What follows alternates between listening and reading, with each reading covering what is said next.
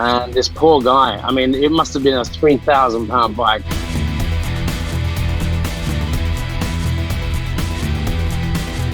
Yeah, well, the thing is, we saw this Chips episode. There's a famous TV show called Chips.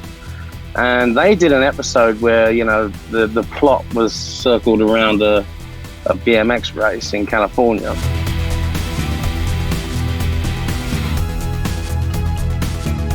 I could aerial 360 and hop and all the rest of it. BMX boys have a lot of fun.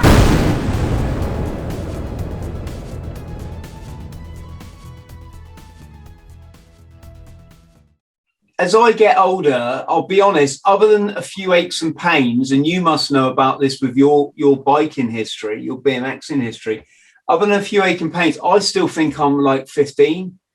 Yeah, I must admit, I suffer that problem a lot.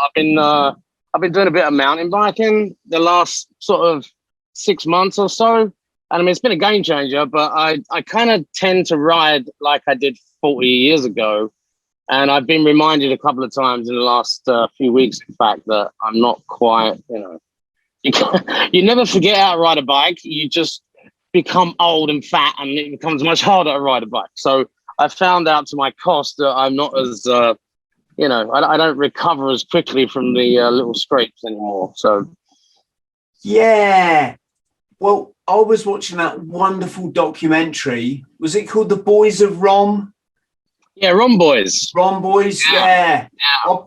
I'll be honest, when I saw it, and I saw it being heralded as a legendary documentary, don't miss it, especially if you like BMX, which obviously I with a £1,000 BMX in the garage, I still do. But I thought Rom Boys, is that like CD-ROM or something? And then, of course, it's Romford, and it was the original skate stroke BMX park that kicked a lot of it off. I mean, I know it came from America, but in this country. Yeah, for sure. Well, Rom Skate Park, I mean, particularly in my history, we're going back a while, but I think, you know, I first started riding that. I think it was launched in 76. So that was really where I cut my teeth on a bike. I mean, I think, you know, Rom and Haro Skate Park, I mean, that was what taught me how to ride a BMX bike. And then when I started racing in 1980, it was kind of, I could really ride a bike already, and it kind of, you know, really did me a lot of good. But yeah, Rom's amazing, man. I mean, we did this, you know, I mean, it's out now. It's done really well. You know, we did an interview for that.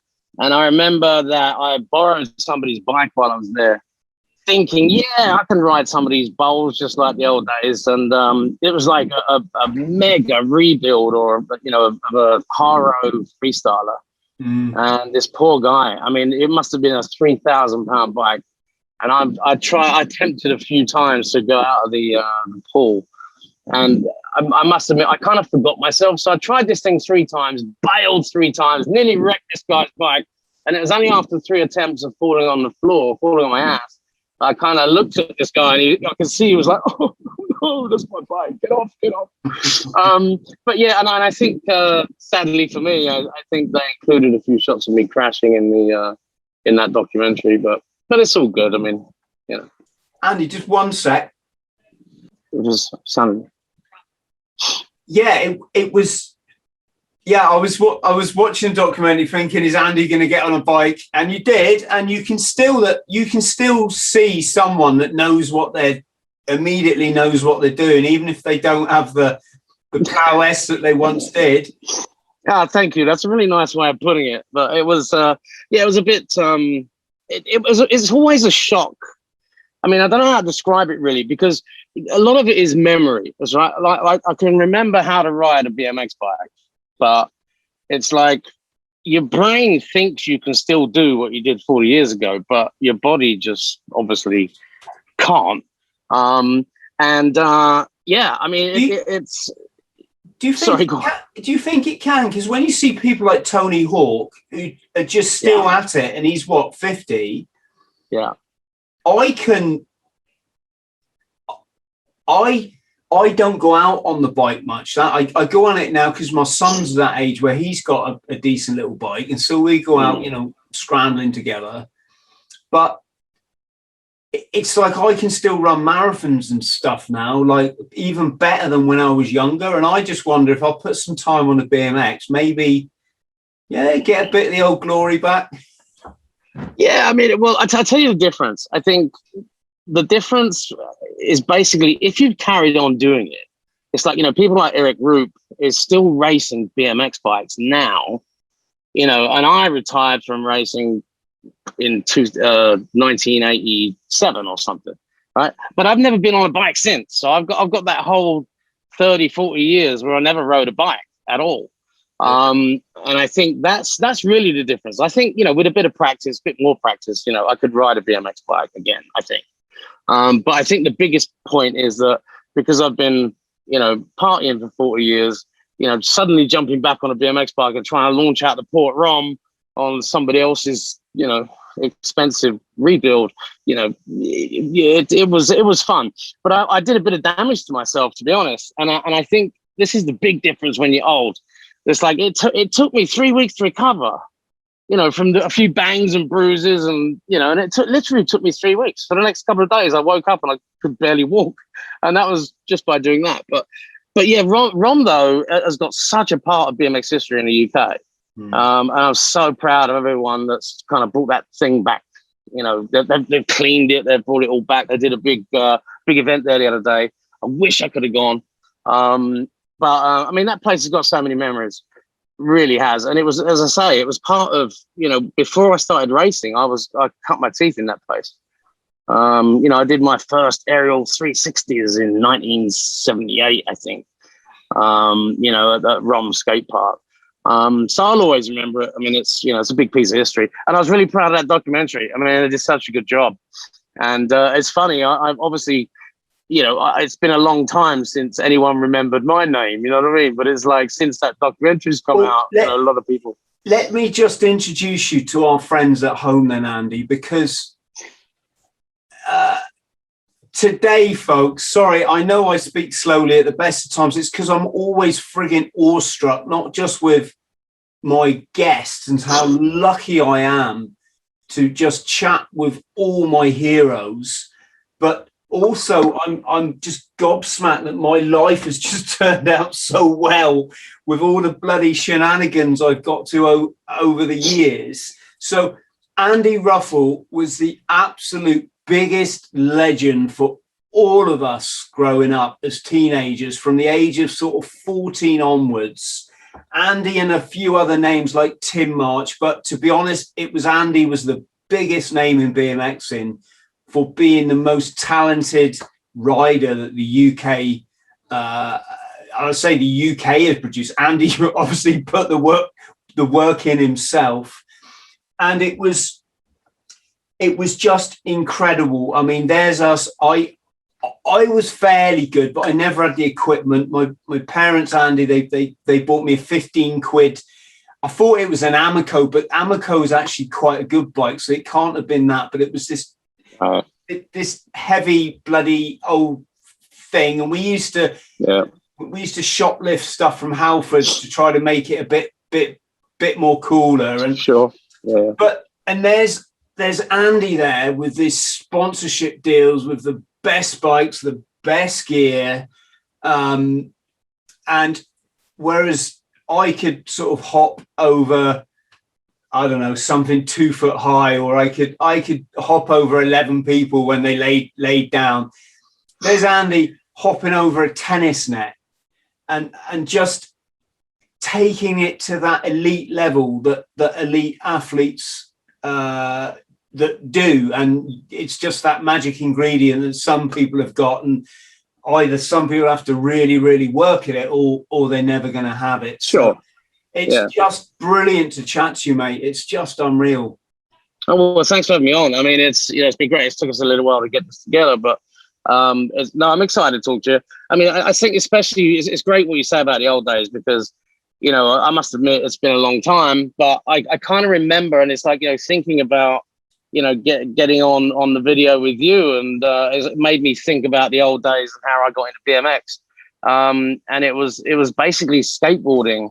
I tried to be a skater first, And they made this big skate park, Skate City. Now, this was the first skate park, I think, in England. It was called Skate City, and it was in central London somewhere.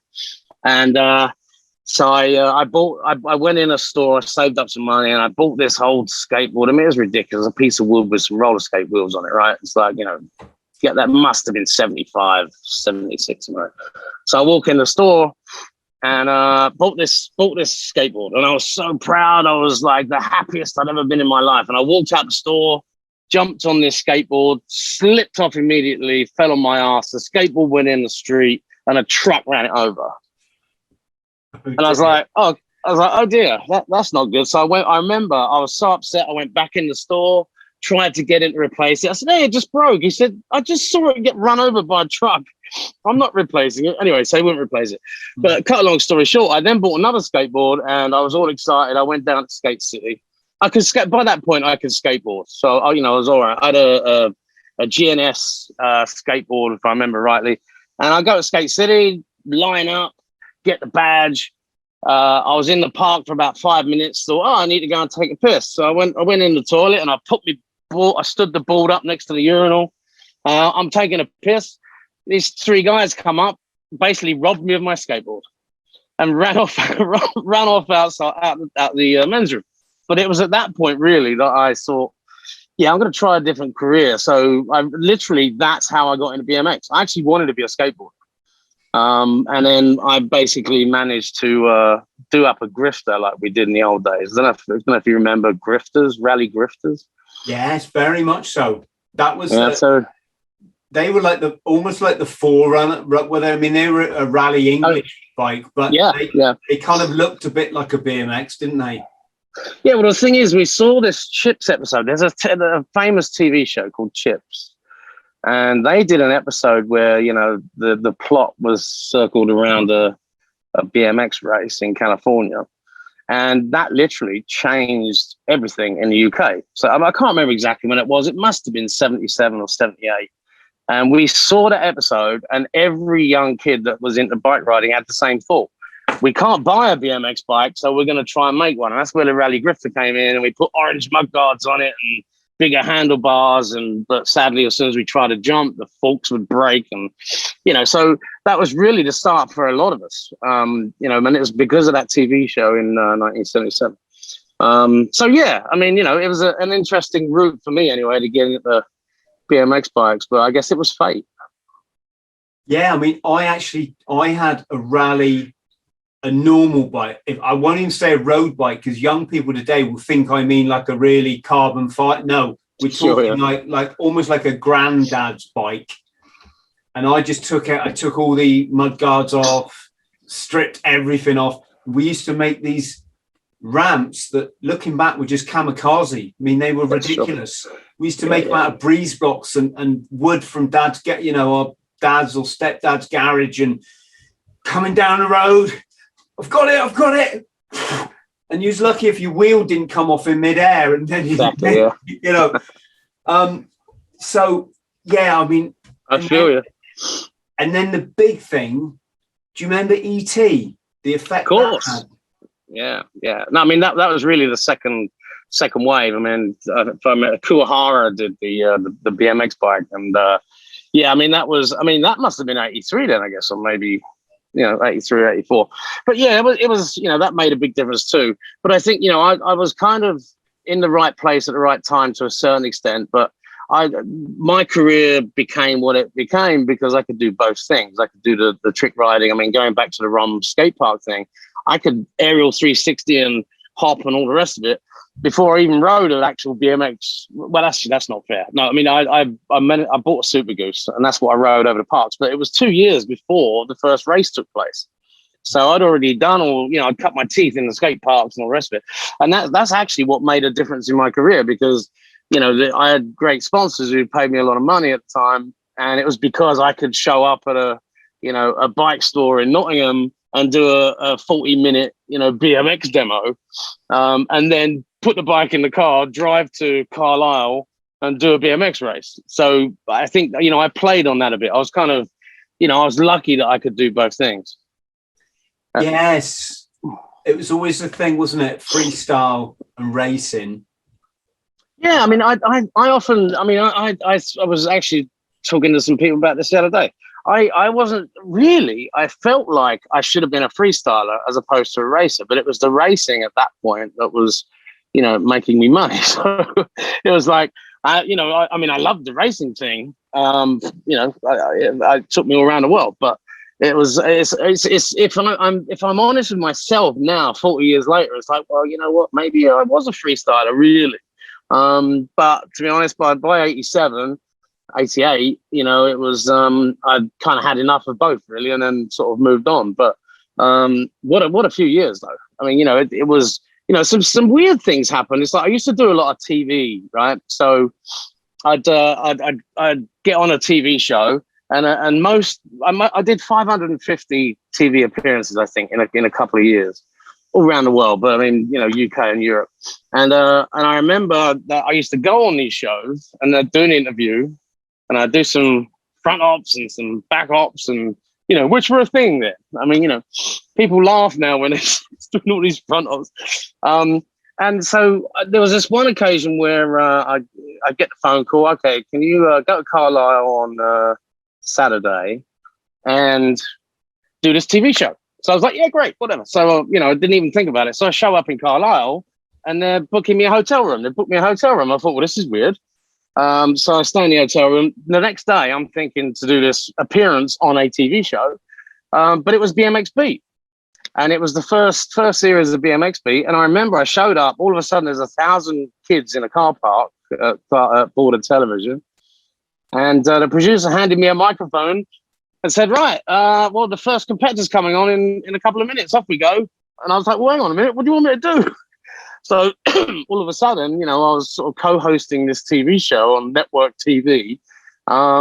And I didn't even realize it was a TV show, a TV series. I just thought I was going to make an appearance, do some front ops and leave.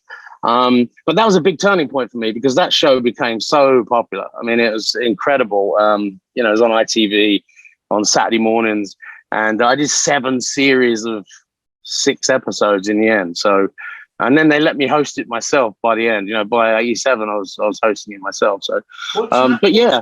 What channel did that go out on? ITV Saturday mornings from I think I did the first season in 1984, and we did the last ones in 1988.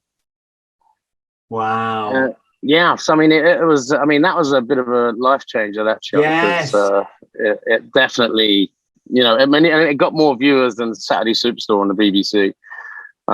So that was, it was incredible. But yeah, so it's things like that, luckily I was able to, I'm from East London, so I can talk a bit.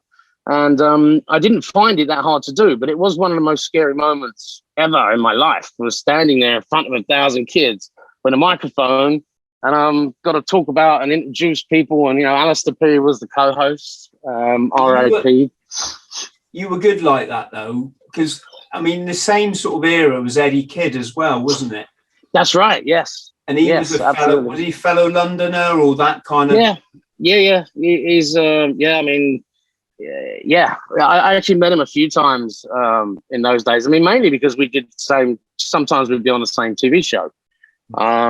But yeah, I mean, he was one of my, I've never really had heroes as such, but Eddie Kidd, man, he was absolute brilliant. And it's a shame. I don't know if you know, he had a little accident, and that kind of put his riding career to an end. But yeah, I mean, people like Eddie, amazing. And I was privileged to meet him. That's for sure. Actually, we're on Facebook. We kind of message each other every now and then. Every now and then. So yeah. No, it was that era.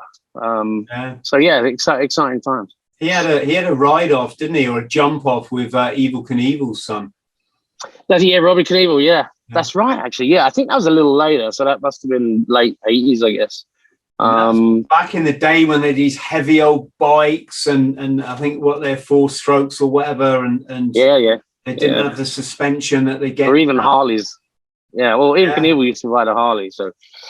But yeah, those were the days. But I think it was all everything in those days. Everything was pioneering to a certain extent. It is now, but it's like, the fact that doing front ops. I mean, I mentioned it before. Doing front ops in 1981 was a thing. Do you know what I mean? It's like, wow, you know, I used to do these shows all the time. I do front ops, back ops, and, you know, 360 and whatever.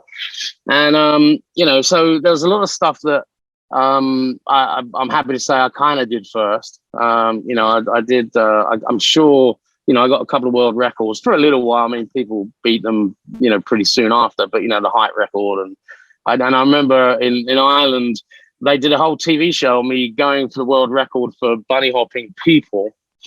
You know, and I mean, basically hopping over people laying on the floor without a ramp. Hey, so I'm gonna stop you there. Yeah. It wasn't called a bunny hop, it was called a ruffle hop. Oh, that's Come on. No, wait. That was you're thinking about the Ruffell hop drop. Oh, it's raining. Ruffle hop.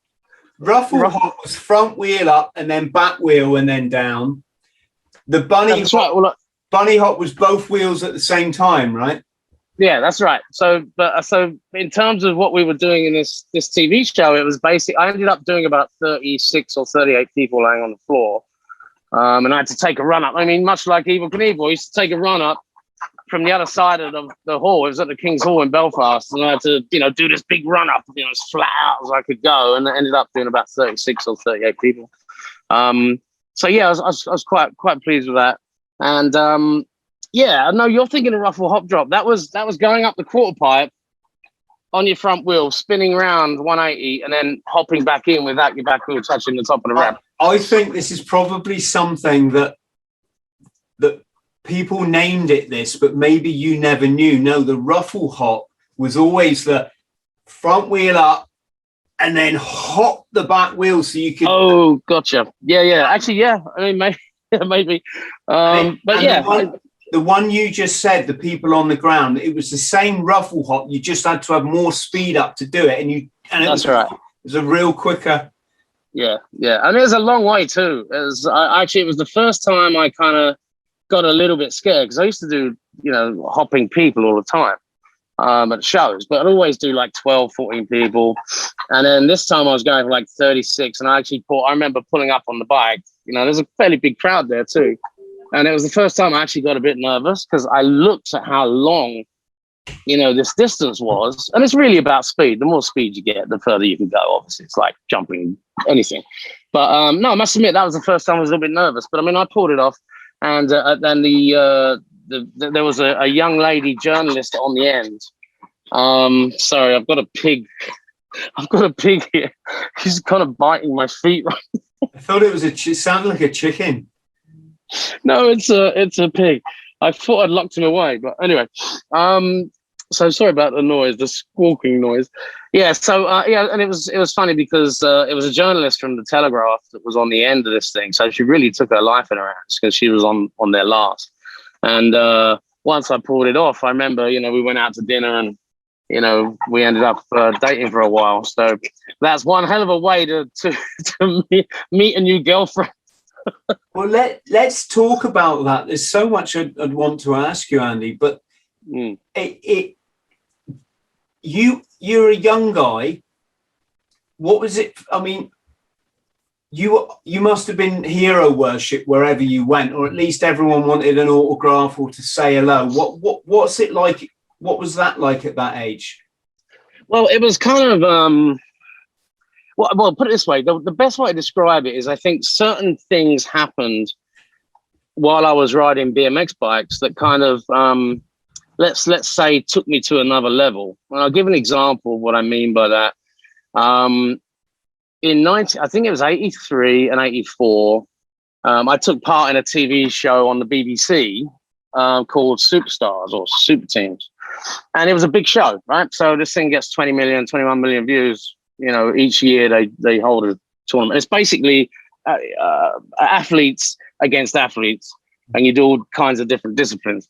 And so one of the disciplines is riding a bicycle, like a road racing bicycle, right? And it's a relay. So there's like me, I don't know, I'm trying to remember some of the names, but big athletic stars at the time. And always Kevin Keegan was good at it, wasn't he? Yeah, that's right. And I think the famous guy was Brian Jacks, who used to win all the time. So I basically went on this show, and I must have been 16. So I was the youngest person ever to get off, to ever to take part in it. Anyway, cut a long story short, so of course there's this big build up. Oh, here's Andy Ruffell, the BMX star. You know, well, obviously he's going to do well because it's a cycling event. So I literally, when it came to my turn, I jumped on the bike, and I'd never experienced clip pedals, right? So the pedals, I mean, I just had no clue. So of course I put my foot on the pedal to jump on the bike, and it was on the clip side. One side was a pedal, one side was a clip. So I literally put my foot on the clip, slid off, foot went in the front wheel. I went over the handlebars and landed on the road like that. And so I managed to get back on the bike and pulled it back a bit. But that obviously, suddenly I couldn't walk down the street. After that went out, it's like, it was either, that's the Andy Ruffell, fell off the bike, or it was like, that's Andy Ruffell. Yeah, I saw him on Super Teams the other day. Super Teams, yeah. And so that gives you an idea of how, you know, I went from being famous in certain circles, you know, if you're a BMX fan or, you know, generally you'd see me on TV a couple of times, but all of a sudden, you know, this was a different level. This was literally like having a #1 record. So I you know, that changed everything. I couldn't walk down the street without, you know, being chased for autographs and stuff like that. So that was a big game changer. And then the other one was, I co-hosted a TV show called the Frosties BMX Championship. I think that was on Channel 4. So that was a huge show as well. And then we have this classic scenario where the producers said it'd be a great idea to have a segment in each show. There was like 6 or 8 shows in each show, and it would be called Ruffell's Race Tips. So I remember this particular occasion, we're in up north somewhere doing this big race, and we're racing the Americans. So I do this Ruffell's Race Tip, and it's like, okay, this is it now. We're just getting ready for the race. Make sure everything's tight. Must make sure everything's tight. So of course, I literally went to the pedals with a spanner or a wrench, and I did the pedals up. So of course, 5 minutes later, I go up on the track to race. I get on the gate drops, my pedal falls off, right? And this is national TV again. So of course, after that, you know, another sort of, you know, #1 moment, pop star moment. And I couldn't live that one down. That one was much tougher to live down because it actually happened during a BMX race. So, and then there's all kinds of conspiracies about Tim March loosening my pedal and all that kind of stuff. That was great media, but man, I couldn't go anywhere without, you know, it took me a long while to live that down.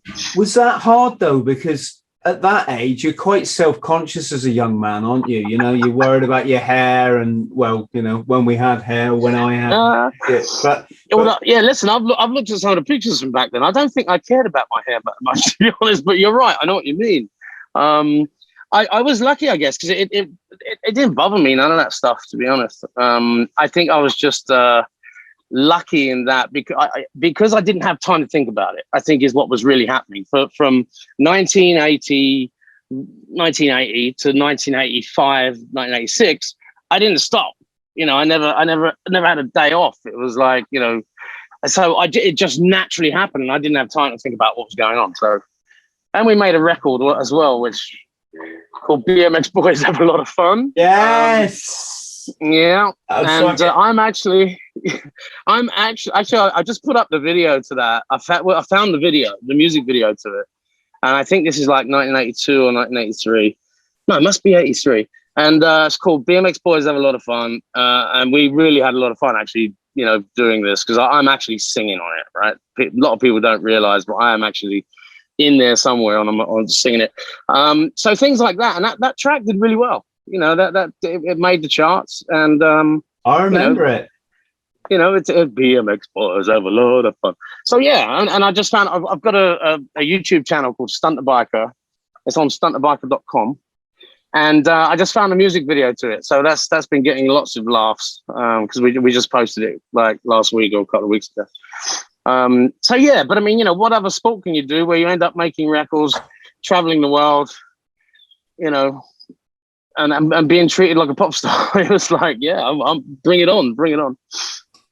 Well, I don't know what I'm more curious about, the girls or the bikes. let's go with something less tacky, and let's start with bikes. Yeah. What was it like to have the best equipment at your disposal and sponsors paid for it? Well, it depends what stage of my career I was at. I mean, for instance, when I started racing in 1980, I did my first race October 1980, right? And the second one in November, I was lucky I won, right? I won my age group because I was 14, I guess, 13 or 14. But within a few months, when BMX really started to take off, Mongoose, Malcolm Jarvis, who's still, one of the greatest people ever, he was bringing in mongooses. And it was amazing because for the first, so basically they sponsored me. And what that involved at the time was giving me a bike, and they took me to the races, right? Because they had a team van, whatever. So that was the beginning of 1981. So I won a few more races at the beginning of 81, and then other people were interested in sponsoring me. And that's when, I get the call from Malcolm, come down to the warehouse, blah, blah, blah, let's have a chat.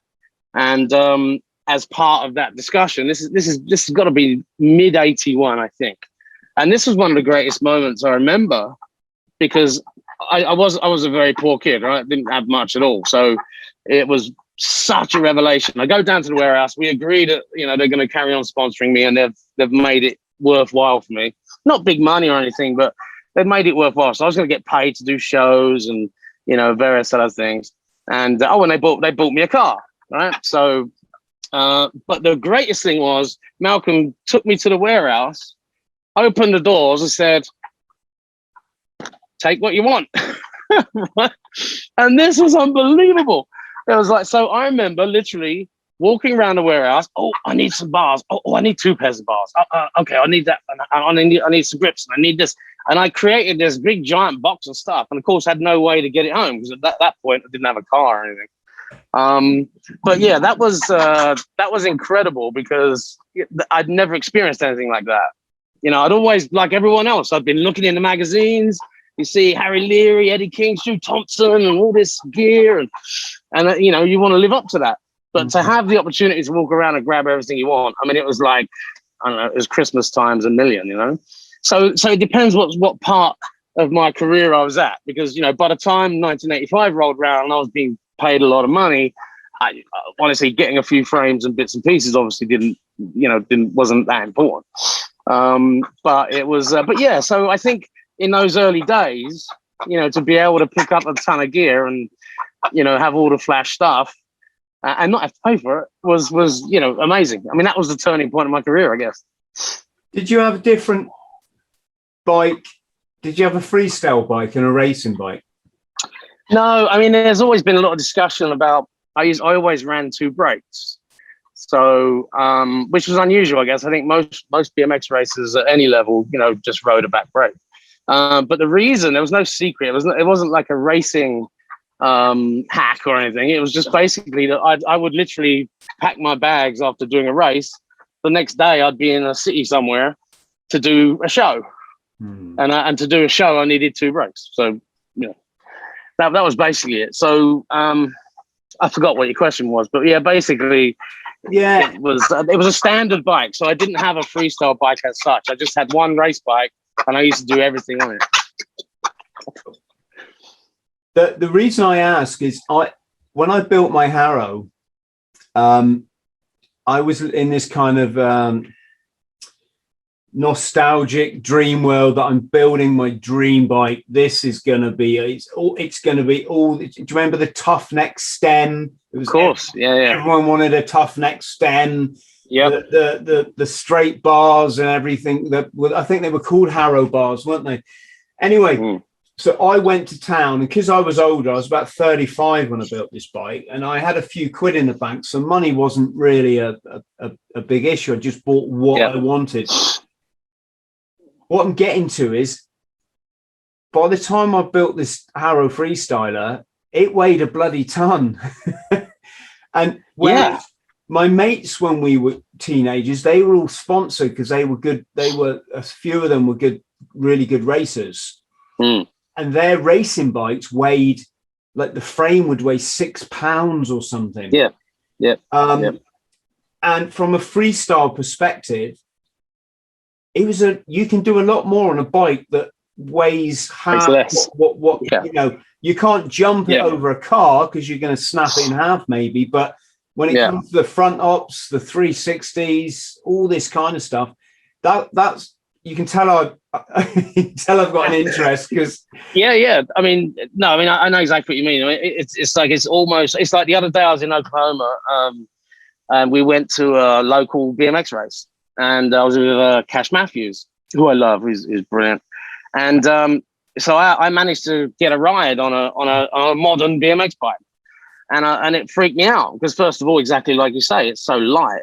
And the geometry's changed now. It's like with our bikes in our era or in my era, we had dirt corners, and you literally go around a corner and you have to stick your foot out, right? Just basic things like this. And then the new bike, you could actually point it into a corner and it would just go around the corner, right?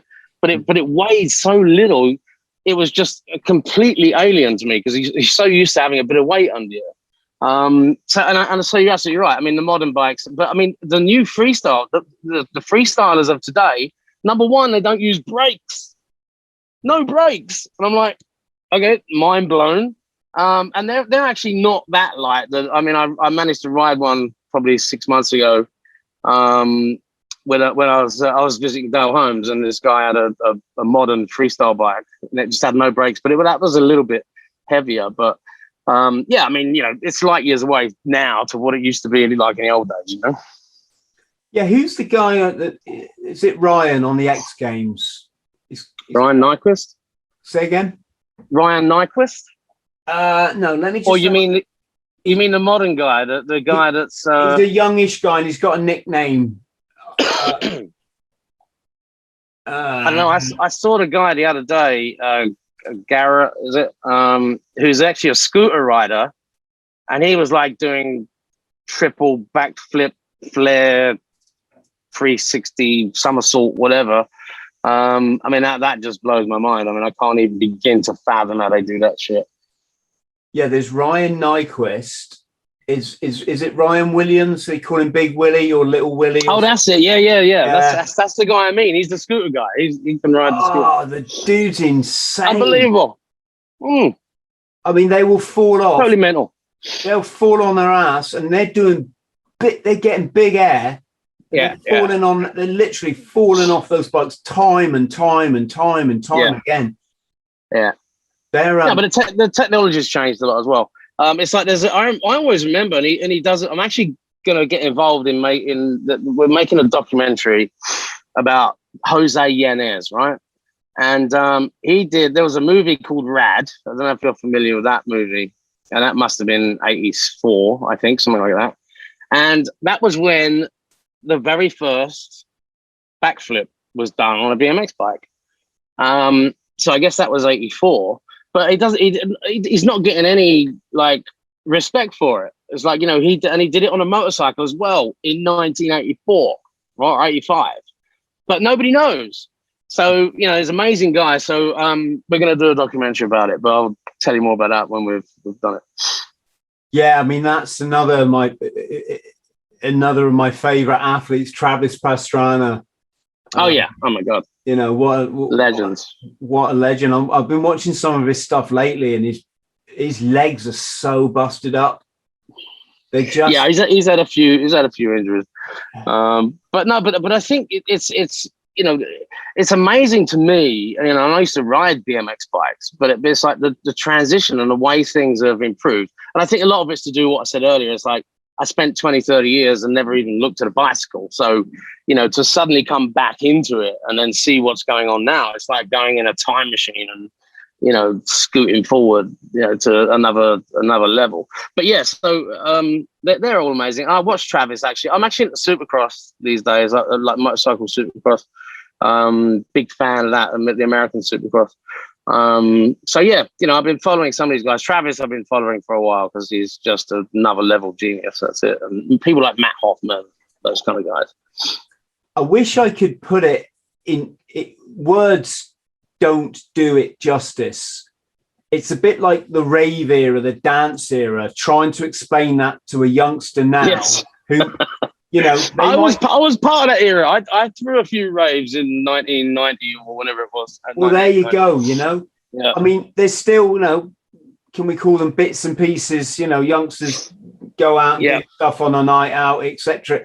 But it's a different feeling to back then. And the BMX, when you came out of that cinema and watched ET, those young lads, they got the police chasing them, they're jumping over cars and they don't give a damn, you know, they're going to save this little alien. And you saw these bikes, these just the coolest bikes that you'd ever seen in your life, and you could jump over things on them.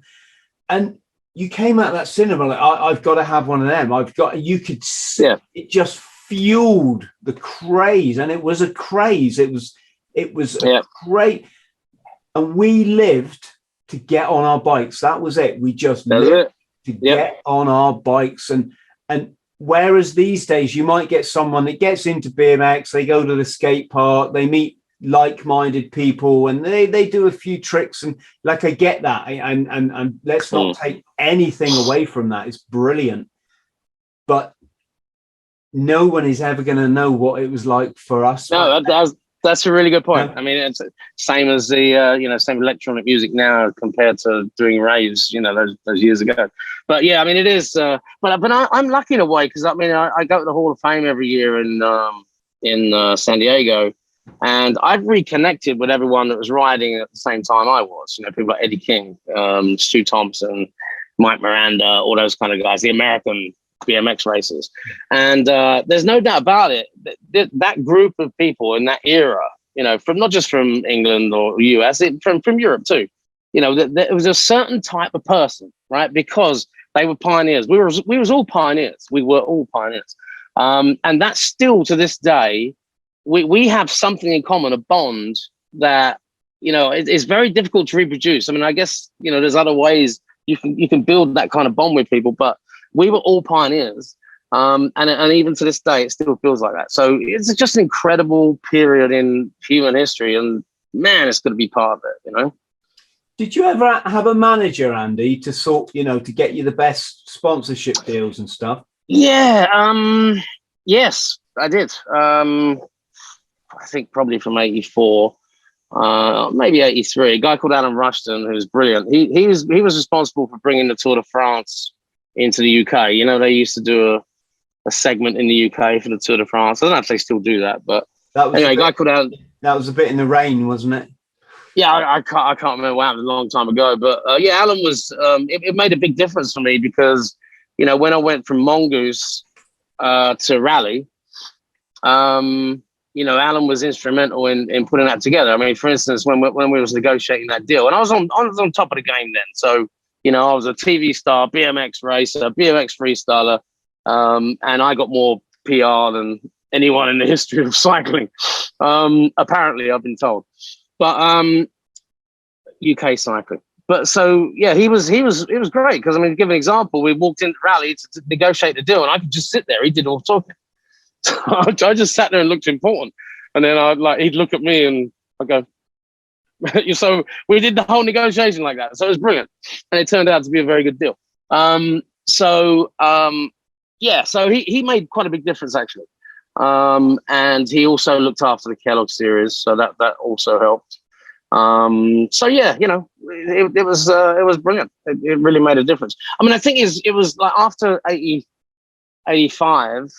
You know, BMX basically took a big dive, to be honest. And that's kind of when I sort of retired, I think, really, 86, 87. But no, he was good. I mean, it worked, you know, but I mean, I think overall, it doubled what I could have earned, put it that way, by having a manager that knew what he was doing, you know? So yeah, it was a big factor. What were you Were you making a lot? Were you spending a lot? How? Well, I mean, I did well. You know, I bought a couple of houses by the time I was 17, but which was tough in those days, because It was, so anyway, but it was good. I mean, I had to sell them because I'm an entrepreneur. So, I think once I did the whole shot event, where we, bringing over Americans and, getting sued by London Underground because one of the skaters was in Victoria Station, I think, and he fell off his skateboard and it went in the rails. As a train was coming in, he decided to jump in the rails and pick his skateboard out.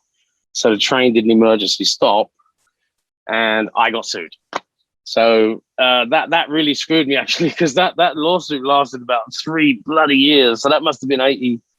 That might have even been 85. And then I had other stuff as well. Like, when you're being an entrepreneur, sometimes it works, sometimes it doesn't. And you get the unexpected. But, I had various people brought over from other countries, and they'd set fire to the hotels and stuff like that. So, so that was a big learning curve, and it kind of, I've always been an entrepreneur, but that was a hell of a time because I was racing, freestyling, doing stuff, and trying to run the whole shot event, which was great. One of the greatest things I've ever done, that whole shot event. And but boy, did I learn the hard way. It put me in good stead for doing other stuff. That's probably how I describe it. But it was a crazy time. I've forgotten what your original question was. I've digressed a bit, but I'm just kind of, I guess what I'm alluding to is you make so much money so young. We're all young and stupid back then. It's not like that nest egg is probably going to last you too long. But did it kind of stand you in good stead later in life to understand money and because you're in media now, right? Yeah. Well, I kind of always have been. Well, I guess since BMX days. I co-created the Mobile Awards in England, and that was a hell of an adventure. I sold out of that in 2000. Then I created another show called the World Electronic Music Awards, which I sold to 54 countries, that show. I went on to do media stuff. I think when I left BMX, two of my most amazing friends is Nick Scott and Ed Reisman from a company called Big Group. And it was actually hilarious how I met Nick, because this must have been 87. And I'm just going through this lawsuit with London Transport. And anyway, I get this phone call and it's like, is Andy Ruggles there? So I'm like, nah, don't know, mate. No, sorry. Anyway, phone keeps ringing. I said, look, I'm Andy Ruffell. How can I help you? He said, oh, well, I'm calling on behalf of Nick Scott. He'd like to be your manager. And I was like, well, look, I've already got a manager. Thanks very much. But anyway, cut a long story short, I ended up meeting Nick for lunch in London somewhere. And the lunch carried on till like midnight. But we got on really well. Now, he had a fairly large production company. And cut a long story short, I agreed to make my office at their office, and then all of a sudden, over 6 months or so, I end up being co-producer on British Airways in-flight entertainment. So I've always had that connection. Even after the BMX thing, I didn't really have a period where I was wondering what to do. It just kind of happened. I ended up doing British Airways in-flight entertainment for a couple of years, and then did some other stuff as well. I mean, I used to do cruise ship movies, so I did 2 years on cruise ships, traveling the world on cruise ships, did all that. And then Mobile Awards, Dance Star, and I moved to America in 2000. When you're on a cruise ship, how do people react when you said I'm Andy Ruffell, and they obviously knew who you were? Well, that didn't add to be honest, didn't happen because let's just say the demographic in those days on cruise ships, weren't necessarily the demographic that followed BMX. But sometimes they'd have kids on board, and they would know from UK crews. So yeah, that didn't really, and to be honest with you, by that point it must have been 1992 or something. So BMX for me, even I didn't remember I used to ride BMX bikes by 1992. So that never happened much, but it does happen. I mean, even up until recently, I was in an elevator in LA in a building 2 years ago. Some guy gets in the elevator, said, hang on a minute, are you that BMX kid? I'm like, how do you recognize me when I mean, I put on a few pounds. I mean, I've had a good 55 years, and it was like, and he recognized me. He obviously used to live in England, blah, blah, blah. And there I am in an elevator, and he remembered me. And I was like, wow, that was quite something. But yeah, so, during that whole time, it never really came up, I was more famous for the MOBO awards really at that point than, BMX at the time. Plus, I never shouted about it. It's like I didn't, unless you lived that era. How is it then living in the States? I mean, it's a big difference to East London. Yeah. Yeah. I was born in Bromley, funnily enough. So. Oh wow! Right. Okay. Yeah. But Kent, right? Bromley, Kent. Yeah. Or because I think there's another Bromley up north, isn't there? But I'm figuring you're Bromley, Kent. Yeah. But how did you obviously like it there? Is what I'm trying to say, or do you? Yeah. Or do you suffer it? God no! I've always been an American. Oh man! I mean, I feel like I was born in America and somehow ended up in England. No, I mean, I love England, but I've always been, I think America suits my personality. I've always been a risk taker, an adventurer. I've never been able to stay in one place very long anyway. But no, I mean, I've been coming to the States since I was 14 or 15 years old.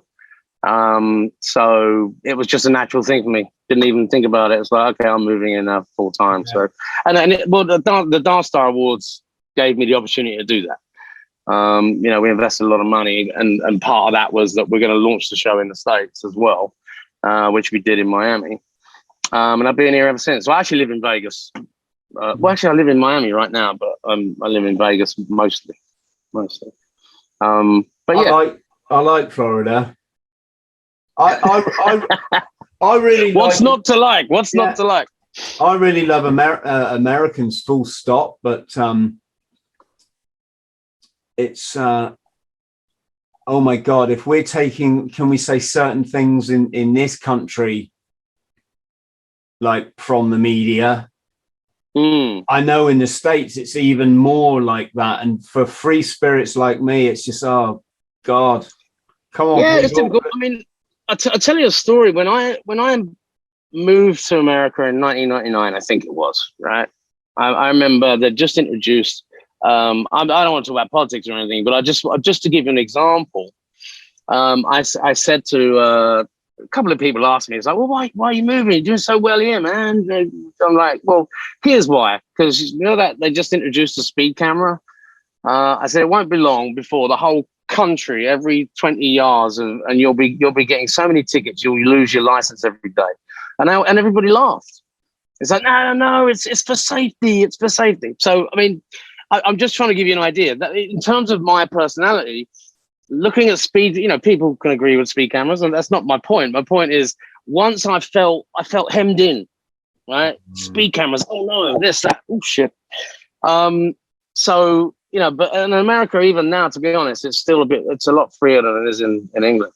And that's not a political statement. I just mean that, that's why America suits me. Plus, it's a lot bigger. It's a 6-hour flight to go from one side to the other. That personality-wise, America suited me much better. Yes. Okay, before we finish up, I've got to ask you. So, what was the hardest trick that you ever had to learn, or the most dangerous? Blimey. That's a really good point. I don't, but again, it depends on what era. The most dangerous one when I first started riding BMX bikes was aerial 360 out of the skate park bowl, because you've got lots of opportunities to crash, and I did, I guess. But as far as I know, I was one of the first to do it in the world. But that I guess I had the most crashes trying to figure that one out. But then once I got it. It was actually quite easy in the end. But so yeah, I guess that was dangerous. Anything in a skate park, dangerous. I've had a few bad crashes in racing, but I never broke a bone. I never injured. To this day, touch wood, although I nearly did on the mountain bike a couple of weeks ago. But Yeah, I never broke a bone or anything. So, but everything's dangerous. But if you, I was going to say if you know what you're doing, but when you're 55, it becomes a lot more difficult. But yeah. So to answer your question, I don't know. A lot of it was dangerous. There's actually things that probably didn't look dangerous that were actually more dangerous. But let me tell you, going down the start straight with Tim March, Trevor Robinson, who are twice my size, right, banging elbows with them at 40 miles an hour on a downhill BMX track. That was probably the most scary. I think. So yeah, but it's all good fun. And living in Las Vegas, then do you can I be really cheesy and say, do you get to meet any stars or obviously with the exception of looking in the mirror, I mean other stars? Well, Chris, obviously this is the highlight of my decade is meeting you again on screen. Obviously, I mean, I have to say that first. I mean, to be honest with you, I've been lucky because, doing the Mobo Awards, I met every major pop star. Doing the Dance Star Awards, I met, everybody from Madonna to, big DJs. Avicii, I worked with Avicii for about 6 years doing music videos for him. And so, I don't know, occasionally you do. I mean, but it's not something that I would think about so much now. You know what I mean? I guess when you're younger and you meet a film star or whatever, you're like, but I dated a Bond girl once. So it's like, after that, do you know what I mean? Did you say a Bond girl? Yeah. I was hoping you said a blonde girl. I was going to say I've done that as well. Yeah. Done that twice. Yeah, blonde girl's my favorite. Avicii, that was really sad because he was quite some cool dude, wasn't he? Oh, he's amazing. Yeah, he's amazing. I mean, I was lucky. I actually shot his first video in the US when he first came to the US. I think that must have been 2010 or 2009.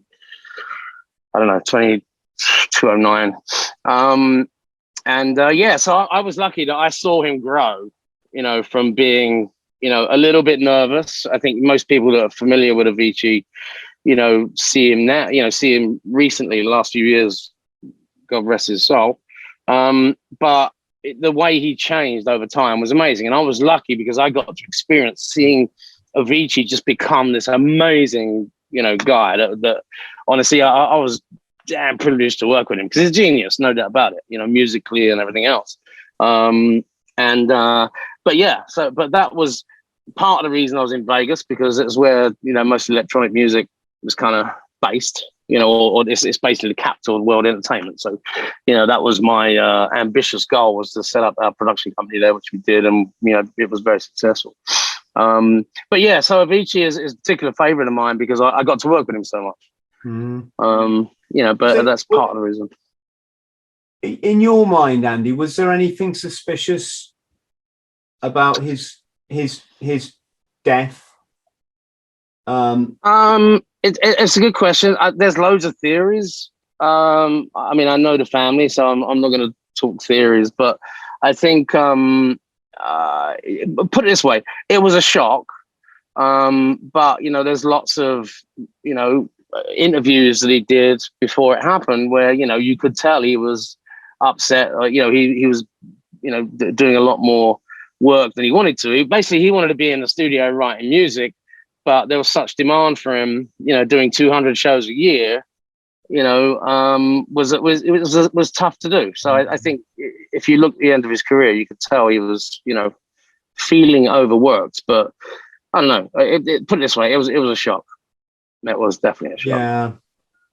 Yeah. I saw a photo of him on the afternoon of the day I think it was the morning of the day he died, and he was out like with tourists because he was in some hotel abroad, wasn't he? Abroad. He's obviously from Sweden anyway, but he was just like doing selfies with tourists, and it was like certainly didn't look like a guy that was going to. I mean,